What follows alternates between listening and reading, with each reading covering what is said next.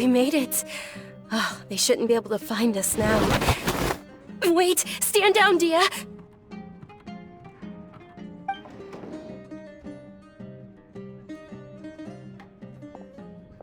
My lady, who are these two? They're travelers that I met on the street just a moment ago. They happened to notice that you were all searching for me, so they helped me hide. I see. In that case, you two should scram. There's nothing here for you. Wait a sec! Who the heck are you? And why are you shooing us away? I'm Miss Dunyarzad's bodyguard, here to see that she returns home safe and sound. My lady, let's get going. You've been gone for so long that your parents are worrying themselves sick. And if I refuse to go with you? It'd be easier for the both of us if you cooperated. But if you insist on not going, then I'll have to carry you like a sack of potatoes. Hey! Dunyarzad already said she doesn't want to go back. Why are you still pushing her? Stay out of this. You don't understand the situation. Sorry, my lady. Even though I'm your bodyguard, your parents are my employers. I have to answer to them. How much? Wait, what? How much more do I have to pay you to become your employer? So you never listen to my parents ever again. Double? A triple? Give me some time and I'll get that much. My lady, this isn't about Mora. I don't know what you think of us Eremites, but let me say this. I like Mora, but I'll never go against my principles. That's why I'm here looking for you. Sure, it's an order from my employer, but my conscience was also telling me it's the right thing to do. And knowing your health, carelessly running around like this is gonna hurt ya. For the sake of those who love you, don't be stubborn. No, you're wrong. I'm aware of my limits and I know what I'm doing. Honestly, the only people being stubborn right now are my parents. And they know perfectly well that it makes no difference if I'm at home or not. They still won't accept reality. And every time I bring this up, they just change the subject. Dia, you've been living with us a long time already. This should be old news to you. Dia, I know it hasn't been easy for Mother and Father, and I'm grateful for everything they've done for me. But there's someone else in this world I'm also grateful to. Because she saved me. The love I have for her is the same I have for my parents. This is my life and my last chance. So I want to do something meaningful.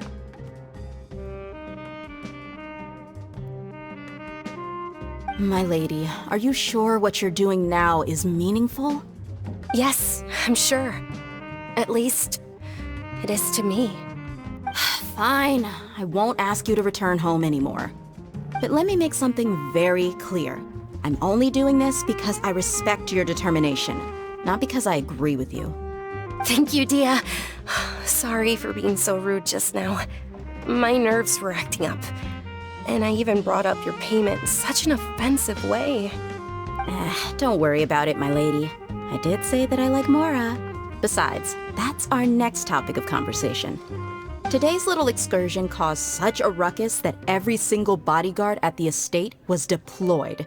It wouldn't be easy to hide things from your old man. Since this definitely won't be your last escapade, here's a little tip. You should at least make it look like your room and things are still in order when you leave. Also, you'll need someone to cover you for when you're out and about. So, I'll let you hire me, my lady. This way, everyone wins. As for the pay, let's say half of what your father pays me. We can settle the bill when we return to the estate. Okay, deal. Yay! Looks like they've reached an understanding.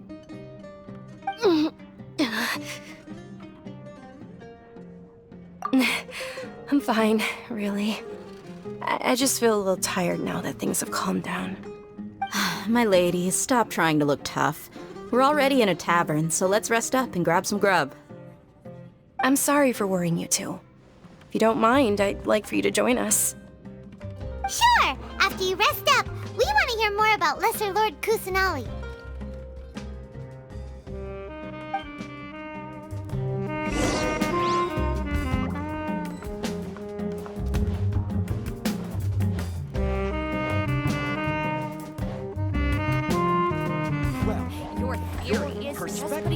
It's just tunnel visioning. Ha! Well, if it isn't Dia. Haven't seen you in nearly half a year. Word on the street is that you're a bodyguard for the Homayani family now. Ha! Don't you find that kind of work boring? Nah, you get used to it. How about a menu over here? You got it. Huh? Isn't this little Miss Homayani herself? We don't get to serve personages like you very often. We'll be sure to prepare our very best. Thank you, sir, but there's no need. I don't have a lot of Mora on me, and I really ought to save as much as I can. But please bring these two the best food you have. They're my new friends, so I want to be a good host for them.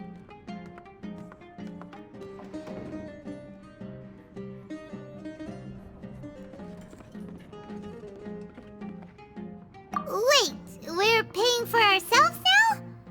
Aw, Paimon kinda wanted to try something fancy, but we aren't exactly loaded. Guess Paimon will settle for something ordinary. How about our coconut charcoal cakes? They're our signature snack, and they run cheap. Look, other customers over there are eating some now. They look kind of burnt and dry. Paimon will pass. Hey, come on! Paimon has personal preferences too, you know. Dunyarzad, we asked a lot of people when we first arrived, and almost nobody was interested in Lesser Lord Kusanali. So, what made you want to follow her? Well, remember when you asked me if I knew how to meet the Dendro Archon? Even though I don't know how, I think I've actually seen her before. Huh? Really? Yes, it was when I was a child. At the time, my illness had kept me bedridden for the better part of a year.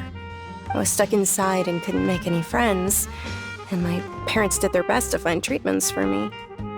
But even then, the Akasha didn't have any helpful information. My younger self no longer had any hopes or dreams. One flare-up was so bad that I was in a semi-conscious state for several days. Then one night, I woke up alone in my room. I was terrified. My body was paralyzed.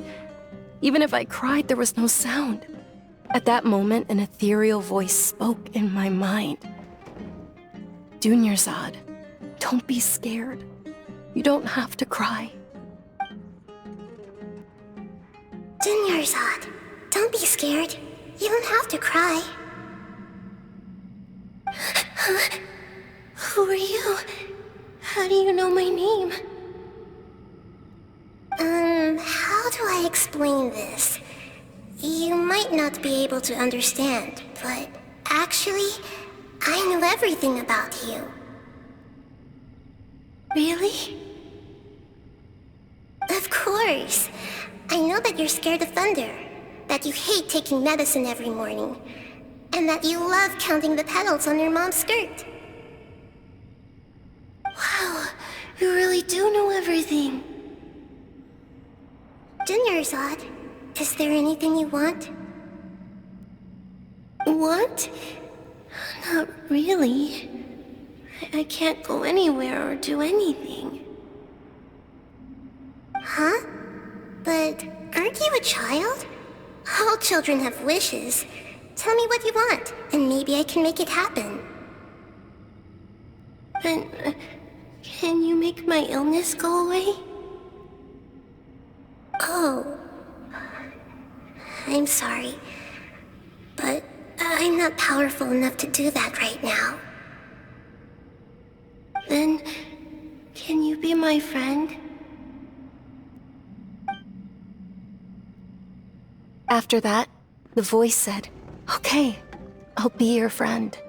Although my body was suffering during those days, that voice encouraged me and told me many wondrous things. Beyond my window was the flourishing Sumeru city. Beyond the city was a lush rainforest. And beyond that was the wall of Samiel, deserts, and all of Teyvat. Once I finally made it through that bout of illness, I couldn't hear that voice anymore. I told my mother about it, but she said that I must have been dreaming. But I know that that voice wasn't a figment of my imagination. Before that, I had never heard of Teyvat. Yes, for sure. If it weren't for that voice, I would have never grown curious about the outside world, nor would I have learned how to read and enjoy so many books. That voice sparked a desire for wisdom. It had to have been the Dendro Archon. I've been hoping for a chance to repay her kindness. In fact, I was running around today to help prepare the Sub-Zerus festival for her. What's the Sub-Zerus festival? It's Lesser Lord Kusanali's birthday, which was the day that she was found by the sages. It's actually an old holiday that originally celebrated Greater Lord Rukkhadevata's birthday. When she passed away, the holiday eventually became a celebration of the Lesser Lord's birthday. I heard everyone was overjoyed when they welcomed her back to Sumeru. In those days, the festival was a huge deal. But because of the Academia's influence, people have gradually lost interest in the festival. The Academia actively participates in Sumeru's many holidays dedicated to Greater Lord Rukkhadevata. But when it comes to the Sub-Zerus festival, forget any funding. They practically act like it doesn't exist. Maybe they see Lesser Lord Kusanali's birth as confirmation of Greater Lord Rukkhadevata's death, so they're reluctant to celebrate it. Aw, but that's awful. It is. It's absolutely terrible. Sure, the Greater Lord founded Sumeru, but hasn't Lesser Lord Kusanali been the one quietly protecting us for the past few hundred years? Just remember that we're still out in public. Don't get too carried away now. I know that people over by the Grand Bazaar still hold the Sub-Zerus festival to this day. But I hadn't met any of them before, so I was never able to contribute. But recently, I made a friend there who also follows Lesser Lord Kusanali. I gave her my savings because I want her to throw a wonderful festival this year. That's the least I could do for Lesser Lord Kusanali. Hold on, my lady. Does this friend happen to be Nilu, the one who sends flowers to the estate? Yes, that's her. I saw her leaving the other day with a nervous look on her face. It seemed like she was hiding something in her arms. Did you give her something? Yes. Initially, I didn't have much Mora prepared, so I had Nilu sell one of my skirts. I've agreed with Nilu to meet up at the Grand Bazaar today and see how things are coming along. Dia, would you accompany me? Sure. That's quite the trip, though. I'll carry you. No, that would be too much, even for you. You might as well just accept the lift. If I let you walk, who knows how long it'll take us. And if anything happens to you, then I'd really never hear the end of it from your father. But of course. Nilu will be thrilled to hear there are more people interested in Lesser Lord Kusanali.